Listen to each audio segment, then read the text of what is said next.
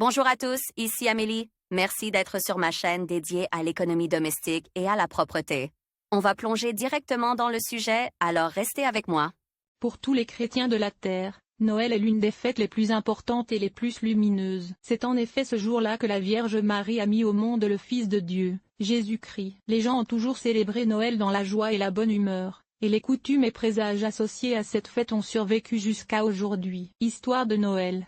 La naissance de Jésus-Christ est relatée dans l'Ancien Testament, où il est dit que le Fils de Dieu est né en 5508 dans la ville de Bethléem. Le Sauveur est né au cœur de la nuit, dans une grotte, car la Sainte Famille n'avait pas trouvé de place dans une auberge. La Vierge Marie a emmailloté l'enfant et l'a placé dans une mangeoire pour le bétail. Les bergers ont été les premiers à entendre parler de ce grand événement, et un ange leur est apparu pour leur annoncer la bonne nouvelle. Les mages, qui ont vu une étoile brillante dans le ciel, ont également été les premiers à venir adorer l'enfant en lui apportant des cadeaux. Dans l'histoire chrétienne, cette étoile est appelée l'étoile de Bethléem. Lire aussi pour les croyants. Noël est une fête importante et lumineuse. Il est nécessaire de se renseigner à l'avance sur ce que l'on peut faire.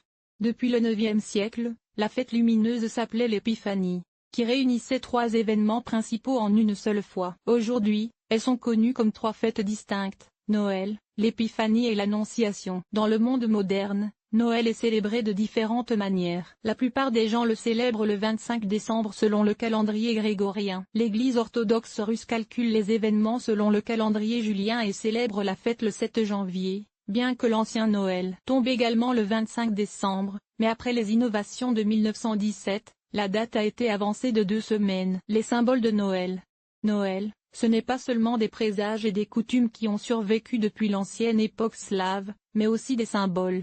Car peu de gens savent pourquoi il est de coutume d'habiller le sapin de Noël et d'offrir des cadeaux. L'attribut principal de la fête est, bien sûr, le sapin de Noël, mais cette tradition n'est pas née du jour au lendemain. Les Allemands ont été les premiers à décorer le sapin à Noël. Selon la légende, le réformateur Martin Luther se promenait dans la rue la veille de Noël et admirait le ciel étoilé. Il y avait tellement d'étoiles dans le ciel que Luther avait l'impression que de petites lumières étaient accrochées à la cime des arbres. Il rentra chez lui et décora un petit arbre de Noël avec des bougies et des pommes, et plaça l'étoile de Bethléem au sommet. Mais, en Russie, l'habillage de l'arbre de Noël a commencé en 1699 par un décret de Pierre Ier. Le tsar a également publié un décret sur le passage à un nouveau décompte du temps, qui commençait à partir de la date de la naissance du Christ. Lire aussi Noël est l'une des plus grandes fêtes pour tous les orthodoxes. Cette fête est associée à le fait d'habiller le sommet du sapin de Noël d'une étoile n'est pas non plus une coïncidence, car c'est un objet aussi mystérieux qui a conduit les rois mages au Christ. Les scientifiques l'expliquent par le fait que cette nuit-là, Saturne et Jupiter ont convergé au même endroit. L'étoile de Bethléem est représentée de différentes manières. Dans l'église arabe, elle est à 5 branches. Dans l'église orthodoxe, à 8 branches, mais il existe aussi des étoiles à 6 branches et d'autres types d'étoiles. À Noël, il est de coutume d'offrir des cadeaux et ce n'est pas un hasard, car les rois mages ont offert des cadeaux à l'enfant, de l'or comme un roi, de l'encens comme un prêtre et de la myrrhe comme un homme qui doit mourir. Sur l'arbre de Noël, les chrétiens placent également les figures d'une crèche avec l'enfant et la Sainte Famille, en souvenir de ce grand événement. Les bergers et les mages, qui sont venus pour la première fois adorer le Sauveur, sont devenus des symboles de Noël. Ils sont représentés sur les cadeaux de Noël, sous la forme de figurines et de décorations pour l'arbre de Noël. La nuit avant Noël.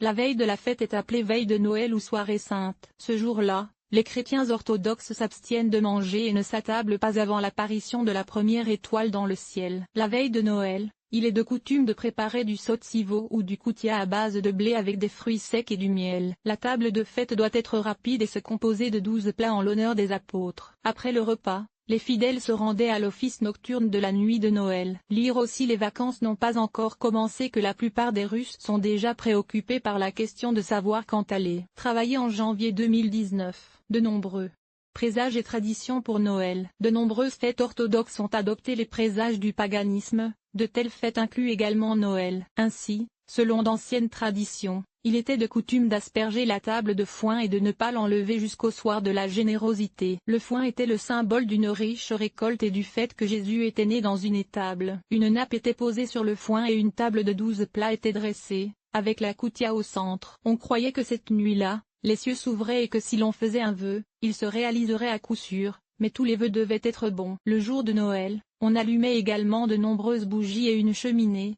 car on pensait que le feu attirerait la richesse et la chaleur dans la maison. Il était également obligatoire d'allumer une bougie à la mémoire des membres de la famille qui avaient quitté ce monde. S'il y avait des animaux dans la maison, ils étaient bien nourris, afin que l'année soit fructueuse en argent et en nourriture. Noël est la meilleure période pour faire des achats. Acheter quelque chose pendant cette fête est considéré comme un bon présage, car ce que vous avez acheté durera longtemps. Les jours allant de Noël à l'Épiphanie sont appelés jours saints. Ces jours sont associés non seulement à des présages, mais aussi à certaines interdictions. Ainsi, pendant les jours saints, il est impossible de coudre, tricoter, tisser, en général, tout ce qui est lié au fil, qui est un symbole du destin et de la vie. Le jour de la fête de l'éclat, il est interdit de faire le ménage et d'effectuer d'autres tâches ménagères, et tous les déchets qui seront ramassés avant le 14 janvier, il est préférable de les sortir dans la rue et de les brûler, et de disperser la fine poussière dans le vent, afin de protéger votre maison contre les mauvais esprits. Lire aussi dans l'orthodoxie, outre Pâques, Noël et l'Épiphanie, de nombreuses fêtes religieuses sont célébrées tout au long de l'année,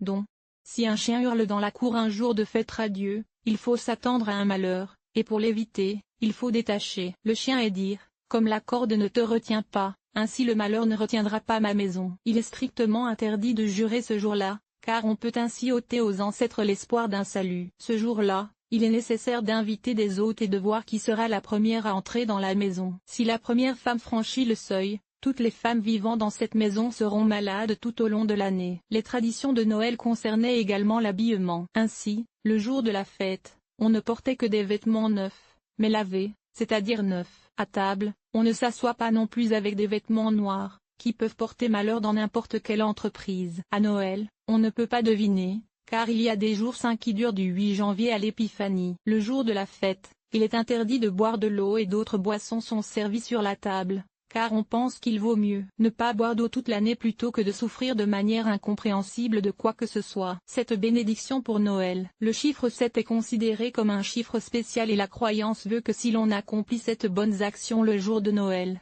l'année entière sera couronnée de succès et le vœu formulé pour cette fête se réalisera certainement. En règle générale, ce jour-là, il était de coutume de faire l'aumône, il fallait donner exactement 7 pièces identiques à celui qui, dans l'âme, suscitait une sympathie et une compassion sincères. Il était également possible d'offrir 7 cadeaux utiles, le plus souvent des serviettes, et la personne à qui le cadeau était destiné prononçait les mots suivants: je donne des serviettes, je ne mourrai pas, je corrigerai le mal par le bien, je conduirai ma famille vers le bonheur. Présages de Noël et superstitions. Les présages de Noël avaient un pouvoir particulier, comme si la nature elle-même essayait de suggérer ce qu'il fallait attendre d'eux bon dans l'année à venir, et ce dont il fallait se méfier. Présage de prospérité.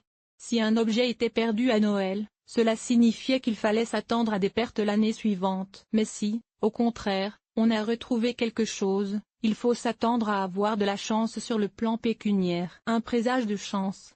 Un thé ou un café renversé accidentellement sur la table, mais pas d'alcool, annonce d'agréables nouvelles et un grand succès. S'il neige à Noël, l'année sera fructueuse. Et si du 7 au 19 janvier il neige souvent ou que le ciel est constellé d'étoiles ou qu'il y a beaucoup de givre sur les arbres, c'est également très bon, l'année sera profitable, nourrissante et riche. En revanche, si le jour de Noël, une nouvelle lune brille dans le ciel, l'année sera mauvaise, surtout en termes d'argent. La tradition la plus monétaire consiste à cacher une pièce de monnaie dans une tarte, celui qui la récupère sera riche. Noël est la plus belle et la plus lumineuse des fêtes après Pâques. Pour les adultes et surtout pour les enfants, c'est une période de miracles, de magie et de réalisation des souhaits. L'histoire de cette fête nous apprend à avoir un cœur pur, à prendre soin de nos proches et à profiter de tout ce que le Seigneur nous donne.